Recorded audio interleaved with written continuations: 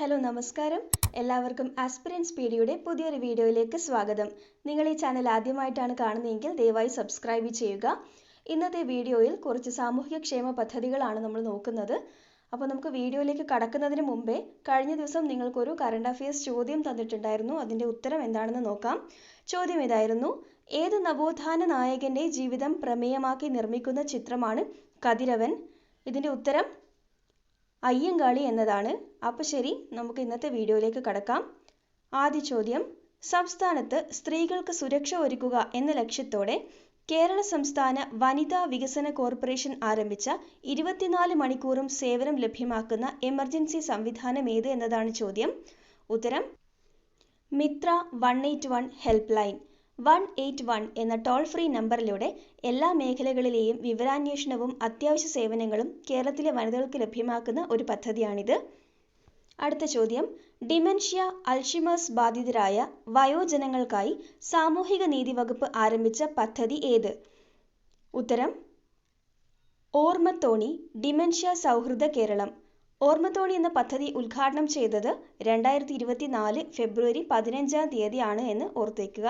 അടുത്ത ചോദ്യം: കേരളത്തിൻ്റെ പരിധിയിൽ വരുന്ന കടലിലെ പ്ലാസ്റ്റിക് മാലിന്യം നീക്കം ചെയ്യുന്നതിനുള്ള പദ്ധതി ഏത് എന്നതാണ് ചോദ്യം. ഉത്തരം ശുചിത്വ സാഗരം. സംസ്ഥാനത്തെ 21 ഹാർബറുകളിലാണ് ഈ ഒരു പദ്ധതി നടപ്പിലാക്കി വരുന്നത്. നമുക്ക് അടുത്ത ചോദ്യം നോക്കാം. മയക്കുമരുന്നിൻ്റെ ഉപയോഗവും വിതരണവും വ്യാപനവും തടയുന്നതിന് സംസ്ഥാന പോലീസ് രൂപം നൽകിയ പദ്ധതി ഏത് എന്നതാണ് ചോദ്യം. ഉത്തരം യോദ്ധാവ്. സാമൂഹിക പ്രവർത്തകരുടെയും സന്നദ്ധ സംഘടനകളുടെയും സഹകരണത്തോടെയാണ് ഈ പദ്ധതി നടപ്പിലാക്കിയിരുന്നത്. അടുത്ത ചോദ്യം: ജലസ്രോതസ്സുകളുടെ പുനരുജ്ജീവനം ലക്ഷ്യമിട്ട് ഹരിത മിഷൻ തദ്ദേശ സ്വയംഭരണ സ്ഥാപനങ്ങളുടെ പങ്കാളിത്തത്തോടെ നടപ്പിലാക്കുന്ന പദ്ധതി ഏത് എന്നതാണ് ചോദ്യം. ഉത്തരം ഇനി ഞാൻ ഒഴുകട്ടെ. ഈ പദ്ധതി വഴി 45,736 കിലോമീറ്റർ നീർച്ചാലുകൾ വീണ്ടെടുത്തു. അടുത്ത ചോദ്യം: കുടുംബശ്രീ കണ്ടെത്തിയ അതിദരിദ്ര കുടുംബങ്ങൾക്ക് വേണ്ടി നടപ്പിലാക്കുന്ന പദ്ധതി ഏത്? ഉത്തരം ഉജ്ജീവനം. നമുക്ക് അടുത്ത ചോദ്യം നോക്കാം. മൃഗസംരക്ഷണ പ്രവർത്തനങ്ങൾ ഏകോപിപ്പിക്കുന്നതിനായി കേരള മൃഗസംരക്ഷണ വകുപ്പ് കുടുംബശ്രീയുമായി ചേർന്ന് നടപ്പിലാക്കുന്ന പദ്ധതിയാണ് എ ഹെൽപ്പ്.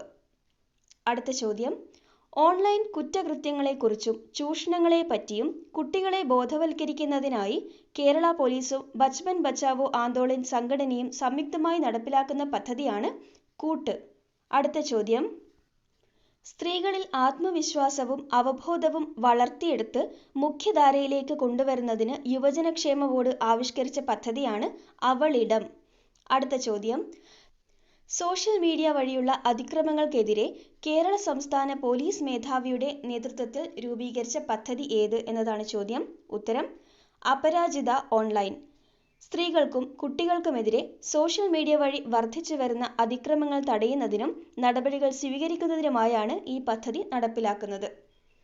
അടുത്ത ചോദ്യം: ഭക്ഷ്യ സ്വയം പര്യാപ്തതയ്ക്കും സുരക്ഷിത ഭക്ഷ്യോൽപാദനത്തിനുമായി കുടുംബങ്ങളെ സജ്ജമാക്കുക എന്ന ലക്ഷ്യത്തോടെ സംസ്ഥാന കൃഷി വകുപ്പ് ആവിഷ്കരിച്ച ക്യാമ്പയിൻ. ഉത്തരം ഞങ്ങളും കൃഷിയിലേക്ക്. അടുത്ത ചോദ്യം: സാമ്പത്തിക ബുദ്ധിമുട്ട് നേരിടുന്ന വിധവകൾക്ക് സ്വയം തൊഴിൽ കണ്ടെത്താൻ ഒറ്റത്തവണ സാമ്പത്തിക സഹായം നൽകുന്ന വനിതാ ശിശു വികസന വകുപ്പ് നടപ്പാക്കുന്ന പദ്ധതി.